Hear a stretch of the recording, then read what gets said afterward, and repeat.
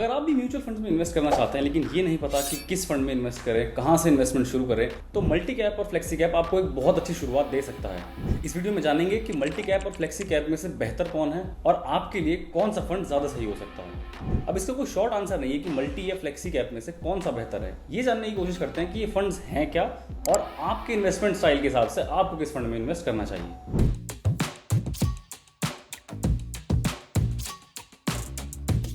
Hi, I am Aditya Dixit. I am an NISM certified mutual fund analyst. इससे पिछली वाली video में मैंने इक्विटी फंड के 3 मेजर कैटेगरीज समझा दी थी।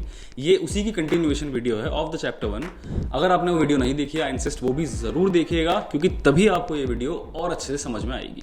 Let's start with multi cap funds. As the name suggests, ये मल्टीपल कैपिटलाइजेशन या अलग अलग कैटेगराइजेशन में इन्वेस्ट करते हैं।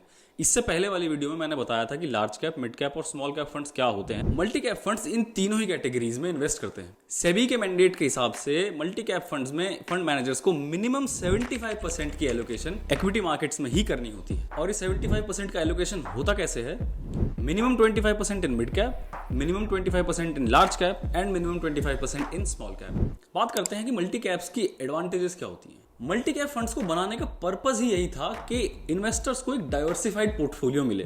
हो सकता है यू आर एन इन्वेस्टर जिसको अलग अलग फंड्स में इन्वेस्ट ना करना हो, या उतना टाइम या उतनी नॉलेज ना हो कि अलग अलग फंड्स को कैसे चूज करें। उसी पर्पस से मल्टी कैप फंड्स इन्वेंट हुए थे ताकि एक इन्वेस्टर को एक डाइवर्सिफाइड पोर्टफोलियो मिल जाए। डाइवर्सिफिकेशन का यहाँ मतलब है अपने पैसे को स्ट्रेटेजिकली इस तरह से डिवाइड करना कि आपका रिस्क एक्सपोजर और आपका रिटर्न्स बराबर या बैलेंस तरीके से आपको मिल सके। जैसे for example, I am a balanced investor. मुझे थोड़ा सा रिस्क और थोड़ा सा सेफ्टी दोनों पसंद है, इसीलिए मैं ऐसे फंड में इन्वेस्ट करना चाहता हूं जहां पर मेरा रिस्क बैलेंस्ड हो, यानी मुझे थोड़ा रिटर्न्स भी अच्छे मिले और मेरा पैसा भी सेफ रहे।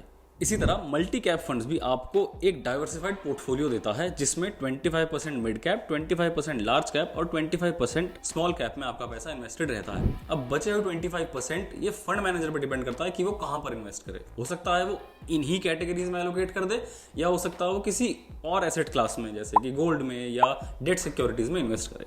अब अगर डेटा के हिसाब से देखा जाए तो लास्ट कुछ ईयर्स की बेस्ट परफॉर्मिंग कैटेगरीज में से मल्टी कैप भी एक है। लेकिन क्या इसी बेस पर आपको इसमें इन्वेस्ट करना चाहिए या आपके लिए multi cap funds best suit है या नहीं, ये जानते हैं। बात करते हैं कि लिमिटेशंस क्या है मल्टी कैप फंड्स की। अब जैसे कि पिछली वीडियो में मैंने बताया था कि मिड कैप और small cap funds comparatively large cap से ज्यादा रिस्कियर होते हैं। और वो क्यों होता है वो मैंने लास्ट वीडियो में समझाया, आप वहां जाके देख सकते हैं। मैं डिस्क्रिप्शन में भी लिंक डाल दूंगा उस वीडियो की। अब क्योंकि 25% बराबर तीनों ही कैटेगरीज में डिवाइडेड है, तो मिड कैप और स्मॉल कैप का मिला करके जो रिस्क एक्सपोजर है वो 50% तक इस फंड में बढ़ जाता है। अब 50% रिस्कियर साइड में होने की वजह से ये फंड थोड़ा सा रिस्की बन जाता है। अब इसके रिस्की होने के बावजूद भी इसकी एक और सबसे बड़ी लिमिटेशन है फंड मैनेजर्स की रिस्ट्रिक्शन। एक अच्छा फंड मैनेजर थोड़ी फ्लेक्सिबिलिटी मांगता है जब उसे अपनी परफॉर्मेंस या फंड की परफॉर्मेंस और अच्छी बढ़ानी हो। लेकिन यहां पर सेबी के हिसाब से कैटेगरीज में एलोकेशन ऑलरेडी सेट है, आप 25% से कम नहीं कर सकते हैं। ये फ्लेक्सिबिलिटी ना होने के कारण एक फंड मैनेजर शायद अपनी परफॉर्मेंस उतनी अच्छी ना दिखा पाए।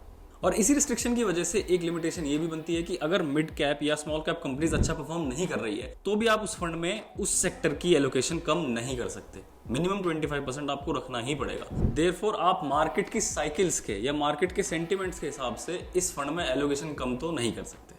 तो अब ये समझ में आ गया कि मल्टी कैप फंड्स होते क्या हैं और वो काम कैसे करते हैं, उनकी एडवांटेजेस और लिमिटेशंस क्या होती हैं। अभी समझते हैं should you invest in multi cap funds और नॉट। क्योंकि मल्टी कैप फंड्स में एक डाइवर्सिफाइड पोर्टफोलियो आपको देखने को मिल जाएगा। इसीलिए अगर आप एक डाइवर्सिफाइड पोर्टफोलियो देख रहे हैं और आप डेलिबरेटली थोड़ा सा रिस्कियर साइड को एक्सप्लोर करना चाह रहे हैं, तो मल्टी कैप में मिड कैप और स्मॉल कैप की 50% तक की एलोकेशन होने की वजह से ये थोड़े रिस्कियर हो जाते हैं और आपके लिए एक अच्छा फंड प्रूव हो सकता है। तो अगर आप एक एग्रेसिव इन्वेस्टर हैं, थोड़ा सा रिस्क टेकिंग कैपेबिलिटी रखते हैं और डाइवर्सिफिकेशन ढूंढ रहे हैं, तो multi caps is a suitable fit for you.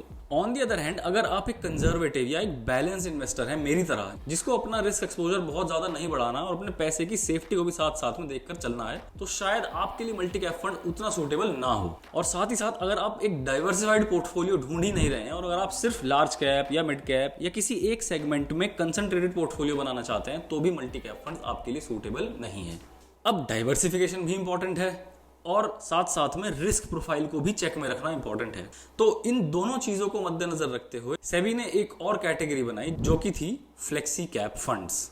अब फ्लेक्सी कैप फंड्स को आप मल्टी कैप फंड का ही बड़ा भाई समझ सकते हैं। जैसे एक भाई घर में थोड़ा समझदार होता है, थोड़ा फ्लेक्सिबल होता है, थोड़ा अडेप्टेबल होता है, फ्लेक्सी कैप फंड्स वैसे ही हैं। मल्टी कैप फंड्स में डाइवर्सिफिकेशन तो थी लेकिन रिस्क एक्सपोजर भी बहुत ज्यादा था। इसीलिए फ्लेक्सी कैप फंड्स को बनाने का पर्पस गवर्नमेंट का यही था कि रिस्क एक्सपोजर को कंट्रोल में रखा जाए और साथ ही साथ डाइवर्सिफाइड पोर्टफोलियो भी प्रोवाइड किया जाए इन्वेस्टर्स के लिए। फ्लेक्सी कैप फंड्स की मिनिमम 65% एलोकेशन इक्विटी मार्केट्स में होनी चाहिए, जो कि मल्टी कैप से यहाँ पर कम है। मतलब इक्विटी सेक्शन का रिस्क एक्सपोजर ऑलरेडी कम है। अब जैसे कि मल्टी कैप फंड्स में 25% एलोकेशन हर कैटेगरी में मैंडेटरी था, फ्लेक्सी कैप में ऐसा कुछ नहीं है। फ्लेक्सी कैप फंड्स में फंड मैनेजर के पास में पूरी छूट होती है कि वो अपने व्यू के हिसाब से और मार्केट सेंटिमेंट्स के हिसाब से किस कैटेगरी में कितना इन्वेस्ट करना चाहते हैं। यहां कोई रेस्ट्रिक्शन नहीं है किसी भी एक कैटेगरी को लेके।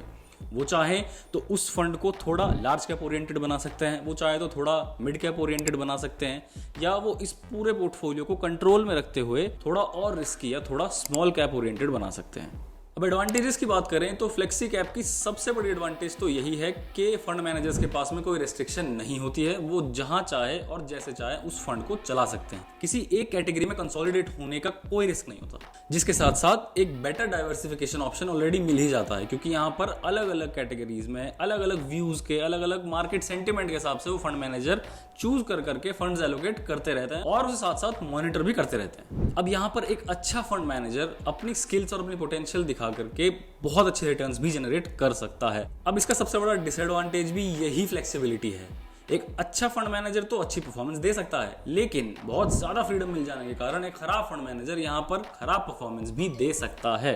अभी जानते हैं कि हु शुड इन्वेस्ट और क्या आपके लिए ये फंड सही है या नहीं। अब डाइवर्सिफिकेशन मल्टी कैप्स की तरह यहाँ भी देखने को मिल जाती है। फंड मैनेजर्स अपने व्यू के हिसाब से अलग अलग कैटेगरीज में अलग अलग स्टॉक्स में इन्वेस्ट कर सकते हैं, लेकिन यहाँ पर रिस्क एक्सपोजर बहुत कम हो जाता है। फॉर एग्जांपल, अगर किसी फंड मैनेजर ने थोड़ा लार्ज कैप ओरिएंटेड इस फंड को बना दिया तो large cap, mid cap, small cap में ये फंड इन्वेस्टेड तो रहेगा, लेकिन लार्ज कैप की साइड में ज्यादा झुकाव होने के कारण यहाँ रिस्क बहुत कम हो जाएगा। तो अगेन, अगर आप मेरी तरह एक बैलेंस्ड इन्वेस्टर हैं जो अपना रिस्क एक्सपोजर चेक में रखकर अच्छे रिटर्न जनरेट करने की कोशिश कर रहे हैं, तो फ्लेक्सी कैप आपके लिए बेस्ट कैटेगरी है। और in my opinion flexi cap is one of my favourite funds, क्योंकि यहाँ पर रिस्क और रिवॉर्ड का एक परफेक्ट बैलेंस देखने को मिलता है। पर ये मेरा ओपिनियन हो सकता है आपके इनकम, आपके रिस्क एक्सपोजर के हिसाब से ये फंड्स या और भी कोई फंड आपको सूट ना करे। ये फंड या कोई भी फंड उतना सूटेबल ना लगे जितना बाकी क्रिएटर्स या बाकी इन्वेस्टर्स बता रहे हैं। तो always choose the funds that you want to invest in, अपने रिस्क एक्सपोजर, अपने गोल्स और अपनी इन्वेस्टेबल अमाउंट को देख करके। तो अगर आप एक डाइवर्सिफाइड पोर्टफोलियो तो ढूंढ रहे हैं, साथ ही साथ में आपको रिस्क भी चेक में रखना है, तो फ्लेक्सी कैप आपके लिए बहुत अच्छा ऑप्शन है। लेकिन अगर आप एक डाइवर्सिफाइड पोर्टफोलियो के साथ साथ में रिस्क भी ढूंढ रहे हैं, तो मल्टी कैप शायद आपके लिए बेटर ऑप्शन होगा, क्योंकि उसमें रिस्क एक्सपोजर फ्लेक्सी कैप से थोड़ा ज्यादा होता है। सिमिलरली, अगर आप एक कंजर्वेटिव इन्वेस्टर हैं, आपको बिल्कुल रिस्क नहीं लेना है, आपको अपना पैसा सेफली इन्वेस्ट और कंसिस्टेंट रिटर्न्स जनरेट करने हैं, तो भी फ्लेक्सी कैप आपके लिए एक अच्छा ऑप्शन शायद ना हो। तो ये था चैप्टर 1 का पार्ट 2, जिसमें मैंने समझाया multi cap versus flexi cap. अब इससे नेक्स्ट वाली वीडियो में मैं बताऊंगा एक ऐसा फंड जिसमें आपको रिस्क, रिटर्न और साथ में एक एक्स्ट्रा बेनिफिट भी मिलता है। I am talking about ELSS funds. तो please subscribe to the channel and press the bell icon, ताकि जब भी मैं वो वीडियो अपलोड करूं आपके पास नोटिफिकेशन पहुंच जाए। तब तक के लिए thank you so much. I am Aditya, see you in the next episode.